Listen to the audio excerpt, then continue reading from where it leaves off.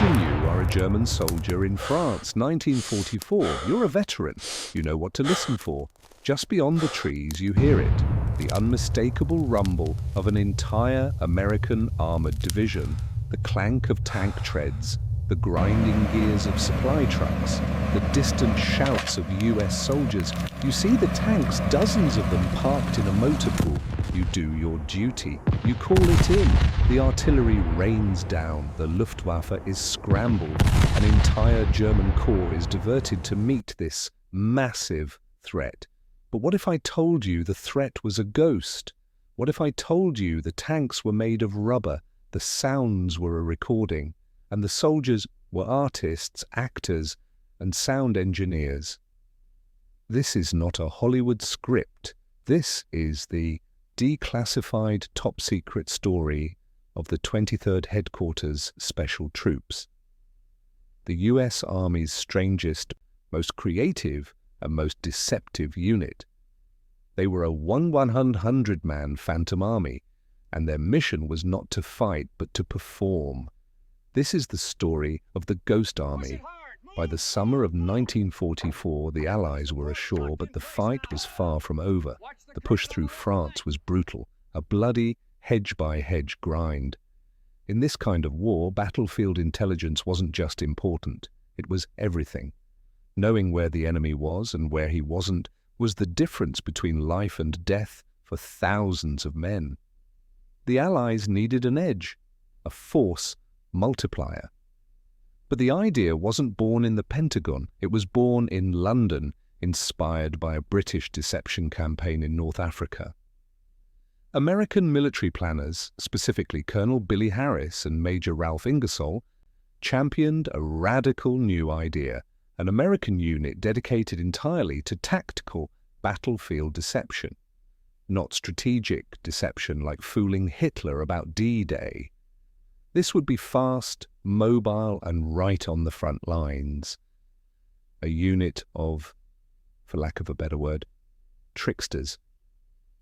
And so the 23rd Headquarters Special Troops was born, but you couldn't just pull soldiers from basic training for this job.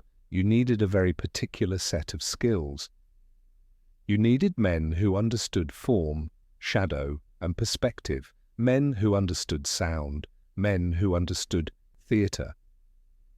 So the Army went recruiting, not at West Point, but at the art institutes of New York, Philadelphia, and Chicago. The cast of characters they assembled was, by any military standard, absurd. They recruited a young, aspiring fashion designer from Indiana named Bill Blass. Before the war, he was sketching dresses in a New York fashion house. Now the Army wanted him, though he wasn't sure why. He was, in his own words, a fish out of water. He was assigned to the 603rd Camouflage Engineers, the visual core of the unit. They recruited a quiet, intense painter from upstate New York named Ellsworth Kelly. Kelly was a student at the Pratt Institute in Brooklyn, obsessed with birds, nature, and the pure, abstract forms of the world. He was a master of camouflage, having studied it in his art. They brought in men like Art Kane, who would later become a legendary fashion and music photographer, famous for his iconic portrait of 57 jazz musicians in Harlem. They recruited architects who understood structures that looked real from the air, and set designers from Broadway who knew every trick to cheat the eye. It created a bizarre bohemian culture clash within the US Army. These were not typical GIs, they were artists playing soldiers. In their downtime, they didn't just clean their rifles, they sketched the French countryside. They held impromptu art shows in bombed-out barns. They would sit in a foxhole, waiting for the next artillery barrage, and earnestly debate the merits of Picasso versus Matisse. This unit had by far the highest collective IQ in the European theatre, and it was this unique, almost anti-military blend of creativity and military discipline that became their secret weapon. His collection of artists and bohemians was given a classified, almost impossible task: to impersonate entire US Army divisions, to draw enemy fire to pull German units out of position, and to do it all from the most dangerous place on the battlefield, the very front line. They were, in essence, a travelling roadshow from hell, and their show had three main acts. Act 1, Visual Deception, the 603rd Camouflage Engineers. This was the domain of men like Ellsworth Kelly. Their weapon wasn't a rifle, it was the inflatable tank. Think about that. A full-sized M4 Sherman tank weighed 30 tons. A ghost army, Sherman weighed 90 pounds. It was made of rubber, inflated with an air compressor. As one veteran, Bill Blass, later joked, 4 men could lift a tank. Its greatest weakness? Not a German 88mm shell, but a pointed stick. The absurdity was a constant source of humour. One veteran recalled a story of a French civilian on a bicycle who rode past their motor pool as they were setting up. The man stopped, stared, as 4 American soldiers casually picked up a 30-ton Sherman tank, lift it, and move it 10 feet to the left. The Frenchman, wide-eyed and terrified, simply blessed himself, got back on his bike, and pedalled away as fast as he could. He clearly believed he had either seen a demon, or perhaps that American supermen had finally arrived. But from 500 feet in the air, from the cockpit of a German reconnaissance plane, it looked real. And real was all that mattered.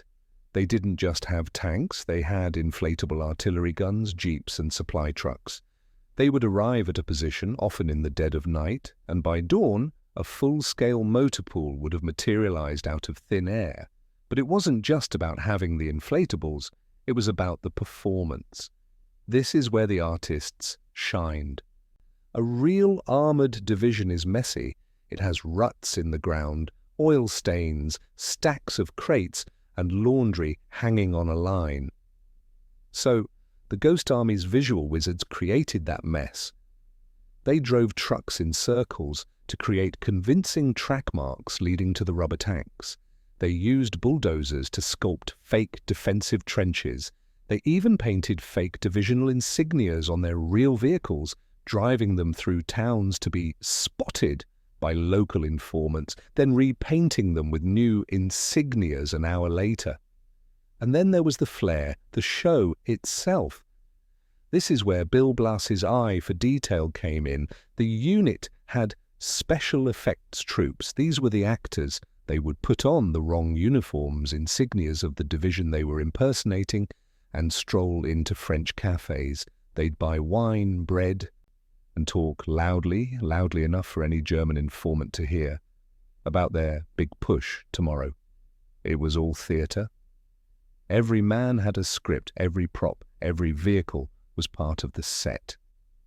Act 2, Sonic Deception, the 31-second signal service company. This was perhaps their most powerful and most terrifying weapon. If the visuals fooled the German pilots, the sound fooled the frontline soldiers. The 3102nd was a team of top-tier sound engineers recruited from places like Bell Labs and RCA. Their mission? To create the soundtrack of a 30,000-man army. They went to Fort Knox and painstakingly recorded every sound an armored division makes. Not just one tank, but dozens. Tanks starting up, tanks idling, tanks on the move over dirt, over cobblestones. They recorded the sound of pontoon bridges being built, of soldiers shouting commands, of mechanics repairing engines. These recordings were engineering marvels. They were mixed, looped, and put on to state-of-the-art wire recorders, the predecessor to tape.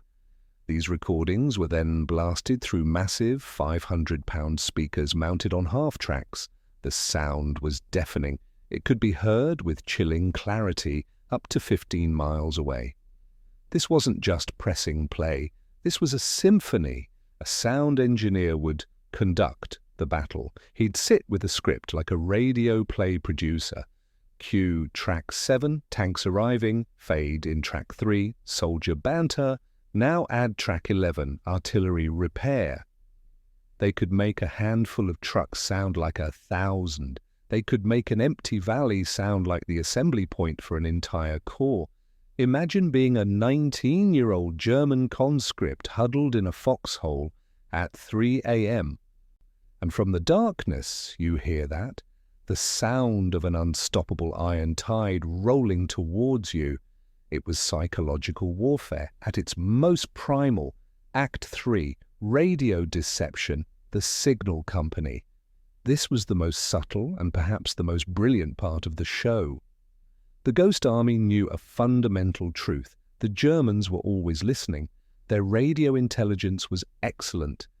But they also knew that a real army division doesn't just appear. It has a radio signature. It talks. So the Ghost Army talked. As the division it was pretending to be. They created spoof radio, a team of expert radio operators who had been trained to mimic the personalities of other operators. You see, every Morse code operator has a fist, a unique, identifiable rhythm, like handwriting. The Ghost Army operators would learn the fist of the operator in the real division they were replacing. Then the real division would go silent, move 50 miles away for the real attack, and the Ghost Army operator would take over, broadcasting from the old position, pretending to be the same man. To the German listeners, it looked like the division had never moved. They also created fake atmosphere traffic. They broadcast endless, mundane, and deliberately leaked messages. G2 reports enemy patrol at Grid X. Need more C rations at forward post. Colonel's Jeep broke down again, tell the mechanic. It was all a script designed to paint a picture of a massive, active, and very real fighting force. These three acts, inflatable tanks, recorded sounds, and spoof radio, created a multisensory illusion. A lie so complete was indistinguishable from the truth. And now it was time to take the show on the road. The Ghost Army performed 22 operations, 22 distinct deceptions, each one a dress rehearsal for the next. Take Operation Bettembourg in Luxembourg in September of 1944. General George Patton's Third Army was spread dangerously thin near the German border. He needed to convince the Germans he was strong everywhere at once, especially in a thinly held 75-mile gap in his line. The Ghost Army was called in. The 23rd moved into this gap near the town of Bettembourg and began impersonating the entire 6th Armoured Division. For a full week they put on the show. They set up their rubber tanks, their fake insignias, and blasted their sound records. They created a massive spoof radio network that sounded just like the 6th Armoured. It worked. German High Command was completely fooled. Their intelligence reports lit up with talk of this massive armor build-up.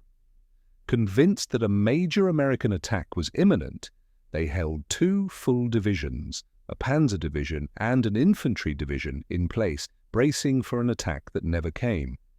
The 23rd, just 100 men, had successfully pinned down an entire German corps, saving Patton's flank and allowing him to concentrate his real forces elsewhere. It was a stunning textbook success that proved the concept was viable. But their masterpiece, their Sistine Chapel of deception, came in March 1945. It was called Operation Viersen. The US Ninth Army was set to cross the Rhine River, a massive, dangerous and heavily defended operation. The entire German army was waiting for them. The Ghost Army was called in. Their mission? To pull the German forces away from the real crossing site. The 23rd moved into position near Viersen, Germany, about 10 miles south of the real objective. And they began to impersonate 2 full US divisions, 30,000 men. For 48 hours, they put on the performance of their lives. Ellsworth Kelly and the 603rd deployed over 600 inflatable tanks and vehicles. They set up fake artillery batteries. The actors, including Bill Blass, put on the patches of the 79th and 30th Divisions and flooded the local towns, talking about the big attack. The sound engineers blasted their recordings non-stop, simulating the build-up of 2 entire divisions. The radio operators created a dense, frantic web of fake traffic. The Germans took the bait completely. They turned 2 full panzer divisions, including artillery and reserves, to face the ghost threat at Viersen. They unleashed a furious artillery barrage on a field of rubber. And while the German army was busy fighting ghosts, 10 miles to the north, the real Ninth Army crossed the Rhine, meeting almost no resistance. The operation was a staggering success. It's estimated that single deception saved thousands, perhaps tens of thousands, of Allied lives. But this was no game. This theatre had real consequences. This is the emotional soul of the story. The 23rd was not a rear echelon unit. To be believable, they had to be seen, they had to be heard, and that meant they had to be shot at. They were a 100-man unit armed with 50 caliber machine guns in an area where they were pretending to be a 30,000-man force with heavy tanks.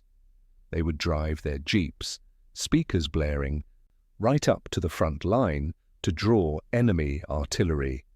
The Germans would open up, and the Ghost Army's only defense was to drive away, faster. They were shelled constantly. They endured sniper fire. In one operation, German artillery found their position. 2 soldiers, Sergeant John W. Gagnet and Private First Class Thomas D. L. Ambrose, were killed. Dozens more were wounded. These artists and engineers who had joined up to design posters or camouflage nets found themselves in the crucible of frontline combat. They had to be actors, but they also had to be soldiers. The performance was real, and so was the blood.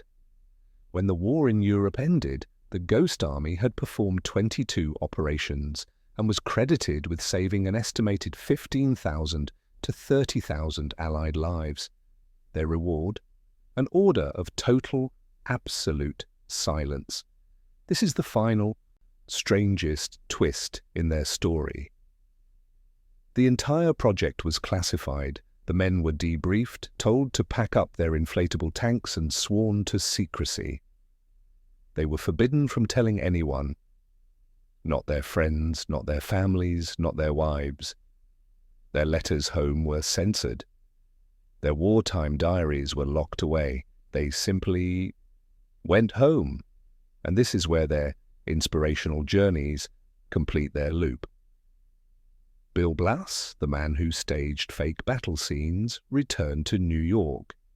He poured his understanding of illusion, presentation, and the show into a new kind of theatre. He founded Bill Blass Limited. He didn't just design clothes, he designed an image. He became one of the most iconic fashion designers of the 20th century. Ellsworth Kelly, the painter who tricked German pilots, returned to art.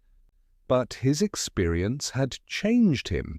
He became fascinated by the interplay of form and shadow, by the absence of things, by the way a shape against a background can fool the eye.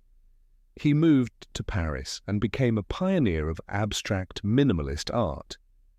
His work, in many ways, was a continuation of his camouflage, reducing the world to its essential, deceptive shapes. For 40 years, these men, and the 100 others, kept their secret. They became famous artists, designers, and architects, all while holding the most unbelievable war story you've ever heard. They had been ghosts, and they remained silent. It wasn't until 1996 that the Ghost Army's files were finally, officially declassified. The world learned the story. The surviving veterans, now in their 70s and 80s, could finally talk. The show had ended. The curtain was finally raised. But the story of the Ghost Army is more than just a quirky, little-known footnote. It is a testament to human ingenuity. It's the story of how art, in its most practical, deceptive, and brilliant form, saved lives. It proves that in war, the most powerful weapon isn't always the one that makes the loudest noise. Sometimes it's the one that pretends to. Our mission is to ensure these stories are never erased. If you believe in this mission, please support us. Like this video to help share his legacy. Subscribe to join us in telling the stories history tried to forget. And in the comments, please tell us, what is the most creative act of deception you've ever heard of in history?